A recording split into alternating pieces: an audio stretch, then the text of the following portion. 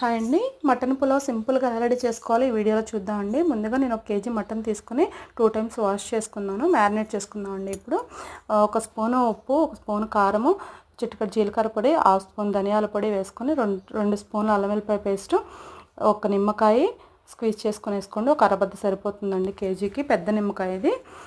ఒక 4 స్పూన్స్ వరకు పెరుగు యాడ్ చేసుకొని మొత్తం మ్యారినేట్ చేసుకోనండి కలిపే వరకు. ఒక 5 మినిట్స్ మొత్తం ఈవెన్గా చేసుకోవాలండి. అంటే వెంటనే మసాలాలు అన్నీ పట్టాలన్నమాట. ఈ పౌడర్లు ఈ మసాలాలు మొత్తం పట్టే వరకు చేసుకొని పక్కన పెట్టేసుకోనండి ఒక హాఫ్ అన్ అవర్ మీకు టైం ఉంటే. తర్వాత ఒక బాండీ పెట్టుకొని ఉల్లిపాయ పచ్చిమిరపకాయ ముక్కలు వేసుకోండి. ఒక 2 స్పూన్లు ఆయిల్, 2 స్పూన్లు నెయ్యి వేసుకున్నాను నేను.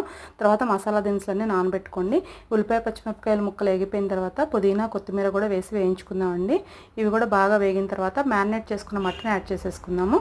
ఈ మటన్ మొత్తం కుక్ అయ్యేలోపు మనం మటన్ తర్వాత కుక్ అయిపోయిన తర్వాత ఇవి యాడ్ చేసుకుందామండి. మసాలా దినుసులన్నీ యాడ్ చేసుకుందాము. తర్వాత కేజీ బియ్యానికి నానబెట్టేసుకుందామండి. తర్వాత పక్కన బాండీలో 2 లీటర్ల నీళ్లు పోసుకొని బాగా మరిగిన తర్వాత రైస్ యాడ్ చేసుకుని ఒక 50% కుక్ చేసుకుందాము. ఈ మటన్ కూడా కుక్ అయిపోయిందండి. ఈలోపు ఈ కుక్ అయిపోయిన రైస్ని 50% కుక్ అయిన రైస్ని ఇప్పుడు మటన్లో యాడ్ చేసేసుకుందాము. రెండు ఈవెన్గా కలిసేలాగా కలుపుకొని మూత పెట్టేసుకుందామండి. పైన కొంచెం కొత్తిమీర, జీలకర్ర పొడి, యాలకుల పొడి, కొంచెం నెయ్యి వేసేసుకొని కలుపుకొని పైన మూత పెట్టేసుకుందామండి. మూత పెట్టుకొని ఒక పావుగంట అలా వదిలేద్దాము. పావుగంట తర్వాత స్టవ్ ఆపేసుకొని సర్వ్ చేసుకోవడమేనండి. చాలా సింపుల్గా అయిపోతుందండి. చాలా టేస్టీగా ఉంటుంది పలావ్.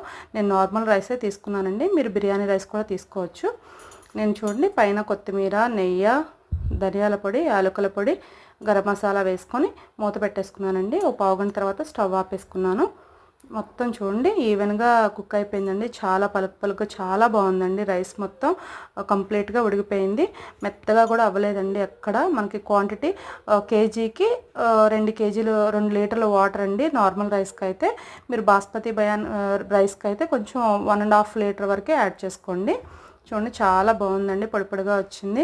చాలా టేస్టీగా కూడా ఉంది. మీరు కూడా తప్పకుండా ట్రై చేయండి. ఈ వీడియో నచ్చితే మీకు లైక్ చేయండి, షేర్ చేయండి, సబ్స్క్రైబ్ చేసుకోవడం మర్చిపోకండి. Thank you for watching. Bye bye.